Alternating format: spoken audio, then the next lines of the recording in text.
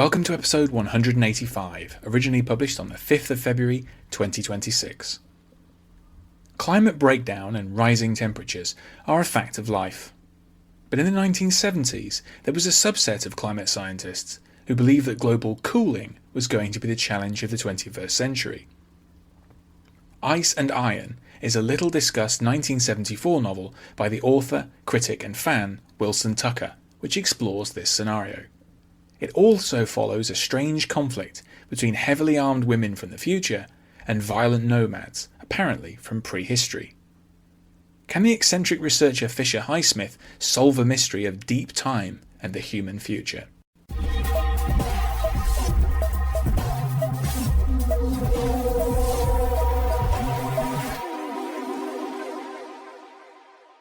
At some point in the 21st century, global temperatures begin to plummet. A new period of rapid glaciation begins, and ice sheets advance ominously from the poles. While societies confront the likely arrival of a new ice age, a small group of investigators at an isolated frozen base puzzle over a different mystery. Objects and mangled corpses are falling from the sky, seemingly from thousands of years in the past.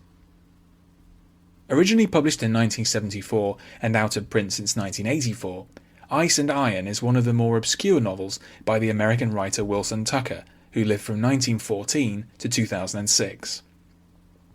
Revisiting some themes from his earlier books like The City and the Sea from 1951 and The Year of the Quiet Sun from 1970, this novel is in part an interesting 1970s example of climate fiction. Specifically, it's inspired by theories of global cooling, a significant minority view at that time, but now discredited. Understandably little known compared to Tucker's more prominent novels, Ice and Iron is still an intriguing science fictional mystery.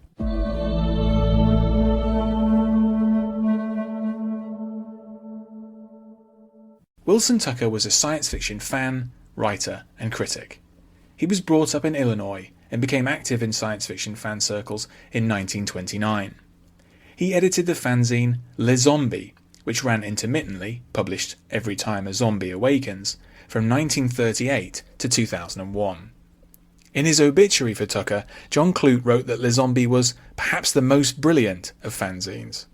It was in these pages that Tucker coined the term space opera. Tucker worked as a film projectionist from 1931 to 1971, when he retired. Much of his fan, critic and writing activity was done alongside this career. He was not prolific as a writer of fiction, producing relatively few short stories, some of them fan-related, and 13 science fiction novels between 1951 and 1981. Of these, the best known are the post-apocalyptic The Long Loud Silence, published in 1952, and the time travel story The Year of the Quiet Sun.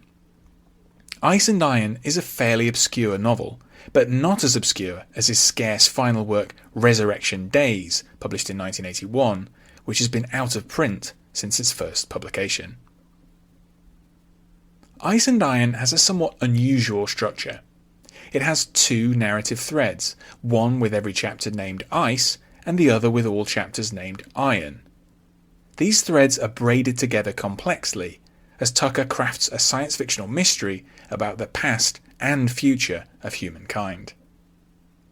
The Ice thread is set at some point in the 21st century. The United States and Canada have merged into one state, the United States of North America. In practice, what was once Canada is a desolate wasteland, overrun by a new ice sheet which pushes south at a rate of 61 meters per year.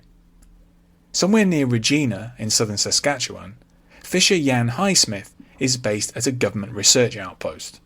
He is a reconstructionist, tasked with making sense of various objects and 16 corpses which have fallen from the sky in the area.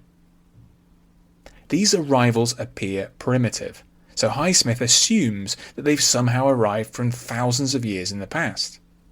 When a living man arrives in the same way, Highsmith may have a way to solve the mystery, but time is short, as a fearsome storm is closing in and the entire base may have to be abandoned. The Iron thread is not a single narrative, but rather a set of sometimes intersecting stories focusing on different characters, all primitive people who end up in Highsmith's era. Each character has encounters, often violent, with a group of women armed with futuristic technology who are apparently invading the region. These clashes are closely linked with the seemingly inexplicable arrivals in Highsmith's time. Today's climate fiction deals with the implications of rising temperatures. In the 1970s, some scientists believed that global cooling was on its way. Ice and Iron works with this scenario. In the novel, Canada was essentially destroyed by encroaching ice before Highsmith was even born, and the situation in Siberia is said to be even more dire. Anna Kavan's novel Ice from 1967 employed a similar premise before the 1970s vogue for global cooling, but used it to surreal effect. By contrast, Tucker's depiction of glaciation is quite meticulously researched. The strange objects and bodies arriving in Highsmith's time are interestingly and explicitly described as Fortean phenomena.